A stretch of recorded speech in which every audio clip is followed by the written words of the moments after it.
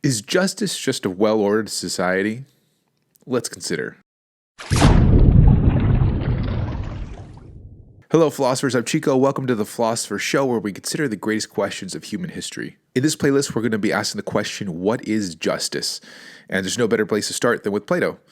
Plato's book, The Republic, is especially what we're going to look at. I should say at the outset that in Plato's day, the population was broken up into city-states, so a lot different than the modern nation, but we can sort of use our imagination to extrapolate to what it might be like today. So I think we could still sort of get an idea of justice from his definition applied to our modern day society. So use your imagination here. Consider the perfect city for Plato.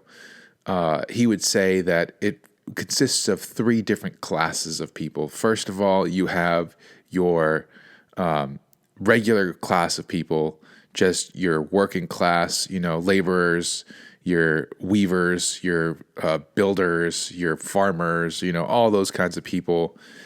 And that's great and all, but, as your city is going to be a good city, so as it grows, you're going to want to have guardians, or as he calls them, auxiliaries. I can't say the word.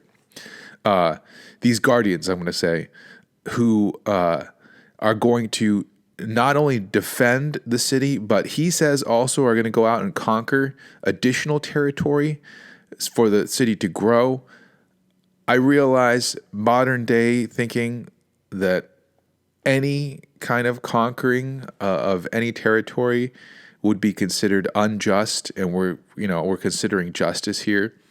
So there will be no problem if we just cut that part out of his conception of justice and move on from there. It's not really essential to his idea.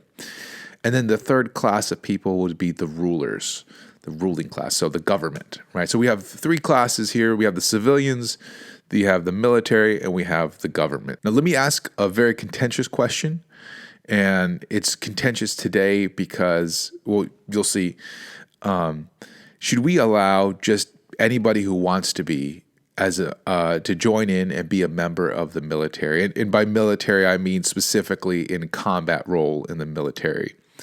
Today, we're concerned with, should we allow women in combat roles in the military?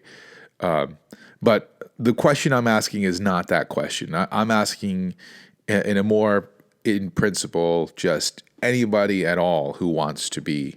Should we allow just anybody to be part of the military? If we consider like a person who is quadriplegic, somebody who can't move their arms or their legs, who really wants to be in the military, should we allow them to be in the military? Well, consider what would happen if we allowed them to go into a battle scenario. They would likely be killed immediately. They would also be putting everybody else in harm's way, because you're supposed to support, your fellow teammates, and they're, going to have to look out for you, and then you're going to jeopardize the mission. You're going to put everybody in harm's way and jeopardize the mission. It seems like there's no way that we should put a quadriplegic person into a battle role. And now, incrementally from there, build up. Imagine somebody now with the use of one limb, right? Should that person be put into a battle role if they really want to be? Well, it seems like that, yet again, is putting somebody who is going to put everyone else in harm's way, jeopardize the mission. Now consider, again, increasing just incrementally, somebody who has the use of all their limbs, but is incredibly unathletic, really uncoordinated. So much so that, again, when they go out into the battlefield, they're likely to be killed immediately just because they're so clumsy. Should we allow this person to be a part of the military? It seems like, once again, we're going to be jeopardizing the mission, putting everybody at risk. So it seems like we shouldn't allow that person. But now from there, just think about increasing, again, incrementally. And wouldn't it be the case that we want to keep our soldiers as safe as possible. Wouldn't it be the right thing to do to have the soldiers out there that have the best chance of surviving and keep everybody else alive and to accomplish a mission? Seems like that would be like the number one priority, right? So it seems like we shouldn't allow anybody except for the top people that are the most athletic people into our military. So there seem to be some characteristics that are necessary for being a member of the military. And actually, this one is not one that Plato is talks about. His real main concern is with courage. He says that to be a member, to be a guardian, you have to have courage. And some people are more courageous than other people. And think about somebody who is just the most cowardly person possible. That person is going to jeopardize everybody else's safety because they're going to run away at the first sign of trouble and possibly give away the location where everybody's hiding, or I don't know. It definitely is going to put everybody in danger. So we shouldn't allow cowardly people in the military.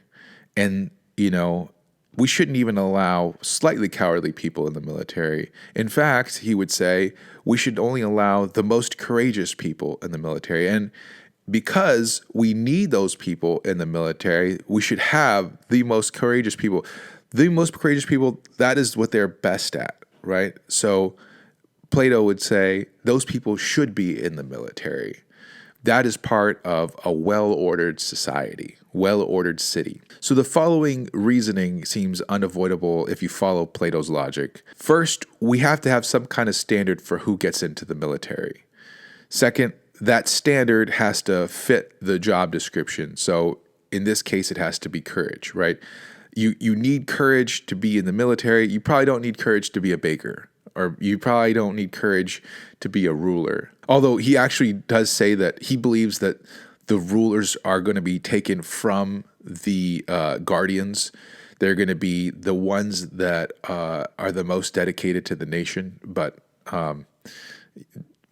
that aside, let's just say that you, in your ruler capacity, you won't be. Courage isn't going to be your focus. Thirdly, some people are better suited for this profession than other people. Some people are just more courageous than other people are. And fourth, not having the best person at this position would be detrimental to everyone. It would be, in fact, unjust for us not to have the best person at this position. So we should have the best person at this position. And something similar would go for the government. So courage isn't the most important thing for government. And for government, it would be wisdom. Consider what it would be like to have nothing but complete and utter fools running a city. That would be like, you would run it into the ground. It probably would cost lives, right? There probably would be some people that would die because of the wasting of the resources. And I don't know, things would go really bad. You want your rulers to be wise. That's the number one thing. So the same type of reasoning that went for the guardians would go for the rulers. There's going to be some kind of criterion that for who gets to be a ruler, and that criterion is going to fit the job. It's going to be wisdom. Some people are going to be better at this than others. Some people are going to be wiser than other people. Right? There are just going to be some people that just are not wise people. They're just not. There are going to be some people that are wiser people. And not having the wisest people at that city level, at that governmental level, at the ruler level, is going to be detrimental to all of us. It's going to cost us all to have somebody who is not the wisest possible ruler. Then that would be an unjust thing for us to have somebody that's not the best person. So the right thing, the just thing to do would be to have the wisest people rule over all of us. So the wisest people are the rulers, the most courageous people are the guardians, and everybody should have some kind of moderation, he says. Everybody else just does, like they fill in the different positions, all the different crafts based on just who is good at what. So if you happen to be the best baker, then you be a baker. If you happen to be the best fisher, you be a fisher. And again, for the same reasoning, we would need you to be a fisher if you were the best fisher, because it would be detrimental to all of us if you were the best fisher and we didn't have you fishing. So now everybody's doing their own job that they're best at. Imagine now a baker went to the military and said, hey, here's how you run a war. Here's how you shoot guns. Here's how you drive tanks. Would that be a good idea? No, that would be a terrible idea, right? That would be awful. So Plato says not only is it the case that everybody should do the job that they're best at, but they should keep their noses out of everybody else's business, right? Just do what you're best at, and that's what you should do. Otherwise, if you start getting into everybody else's business, you're just going to mess it up. You're just going to make it a lot worse. So with all that, Plato's definition of justice in a society is this: each class or craft doing its own work and staying out of the way of the other classes or crafts, where the class or craft is assigned based on your inherited capabilities or characteristics that you have. So with that, we can say that justice is a well-ordered city, or in our case, a well-ordered society in general. Now that may sound weird at first. That doesn't sound like what we mean by justice, right? A well-ordered society. That sounds a little bit off on the way we use the word justice today. But again, think about what it would be like to live in a society where everybody was doing a job that they were really bad at. Would that be fair for you to live in that, to have to live in a society where everybody is doing really bad? Seems like that's unfair to a citizen to have to live in that kind of society. That is unjust, right? The just way to live is for you to be in a place where everybody's doing the best they can possibly do, where it's all set up, like a well-oiled machine. That's Plato's idea. And really, Plato sets this whole thing up so that he can draw an analogy. Justice in a society is analogical to justice in a person. And what I mean by that is he believes that there are three sectors of a society: the rulers, the guardians, and the civilians, for lack of a better term. He thinks that there are three sectors of a soul, three parts of the soul. There's your rational part of your soul, there's your spirited part of your soul, and there's your appetites. So the rational part of your soul, that's your, where your wisdom and your knowledge reside. The spirited part of your soul is where your courage is, and also your anger. And the appetites part of your soul, that's where, your necessary appetites like hunger and thirst are, but also where your other appetites for unnecessary things are, like your appetites for pleasures are where they reside. And he says to be just in yourself, you have to have each part of your soul doing its own job and no part of your soul doing another part's job. No part of your soul doing in another part's business, right? Really what he's interested in is the rational part of your soul needs to be the ruler. So the rational part is the ruler, the courage part is the guardian, right? And the appetite part is the civilians. And the rational part has to be the ruler. He doesn't want the appetites ruling over you. That's like what base and wicked people do, right? They just are led around by their appetites. And even you don't want yourself to be led around by your courageous side. That's what brash and foolish people can do. What you really want is to be led by your rational side. So if that's the case, if you can do that, then you can be a law unto yourself. You can be just in yourself. Now, that's Plato's idea of what justice is.